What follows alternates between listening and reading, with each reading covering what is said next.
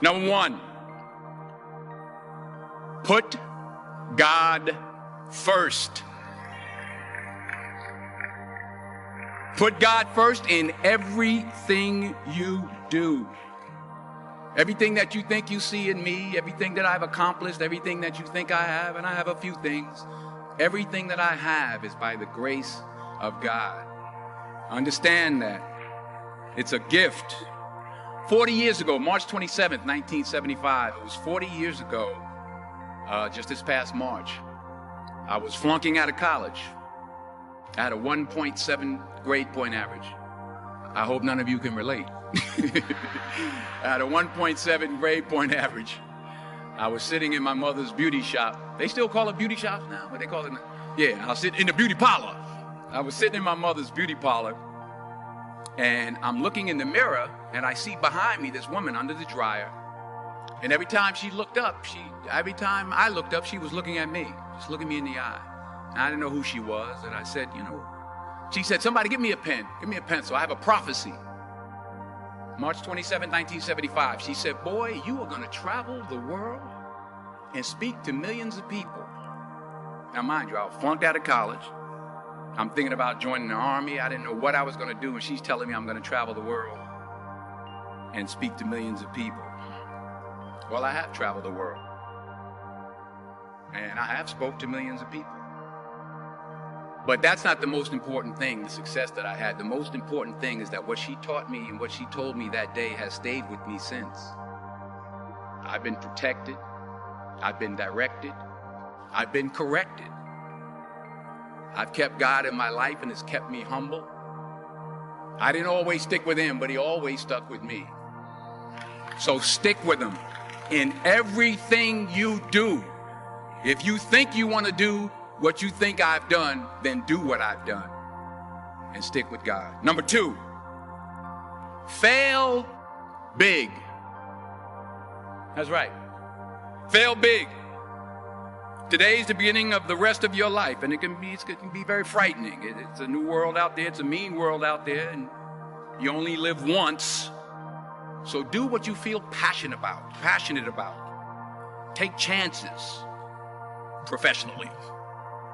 Don't be afraid to fail. There's an old IQ test, was 9 dots, and you had to draw 5 lines with a pencil within these 9 dots without lifting the pencil. The only way to do it was to go outside the box. So don't be afraid to go outside the box. Don't be afraid to think outside the box. Don't be afraid to fail big, to dream big.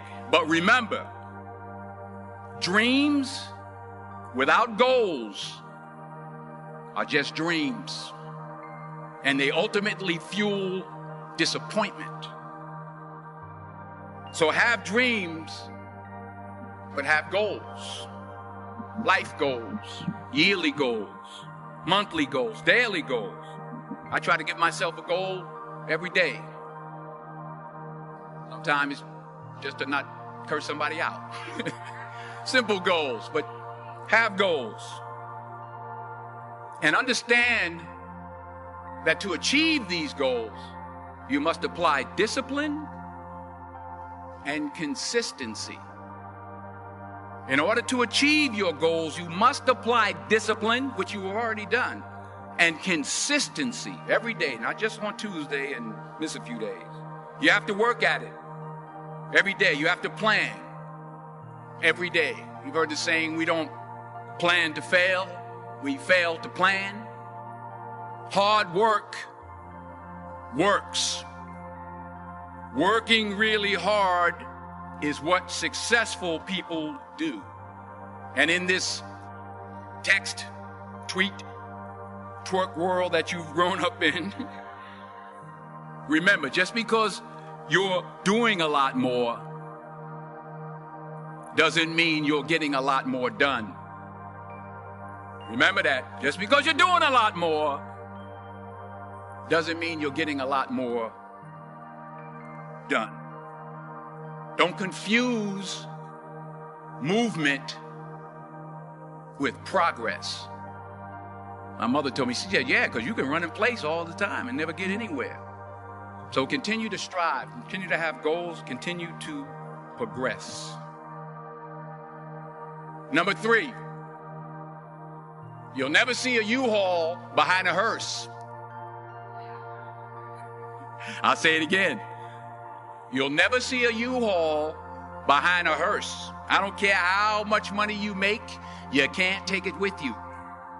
And it's not how much you have. It's what you do with what you have. We all have different talents. Some of you will be doctors, some lawyers, some scientists, some educators, some nurses, some teachers. Yeah, okay. Some preachers. The most selfish thing you can do in this world is help someone else. Why is it selfish? Because the gratification, the goodness that comes to you, the good feeling that I get from helping others, nothing's better than that.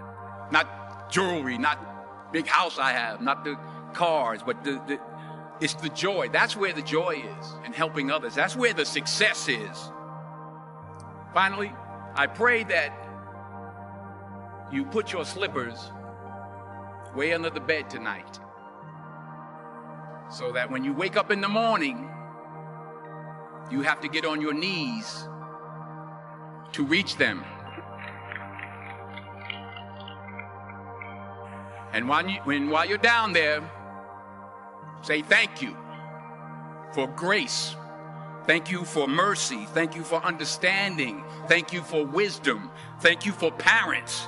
Thank you for love. Thank you for kindness. Thank you for humility. Thank you for peace. Thank you for prosperity. Say thank you in advance for what's already yours. It's how I live my life. That's why I am, one of the reasons why I am today. Say thank you in advance for what is already yours. True desire in the heart for anything good is God's proof to you, sent beforehand to indicate that it's yours already. I'll say it again. True desire in the heart, that itch that you have, whatever it is you want to do, that thing that you want to do to help others and to grow and to make money, that desire, that itch, that's God's proof to you, sent beforehand already to indicate that it's yours. And anything you want good, you can have. So claim it. Work hard to get it. When you get it, reach back. Pull someone else up. Each one, teach one.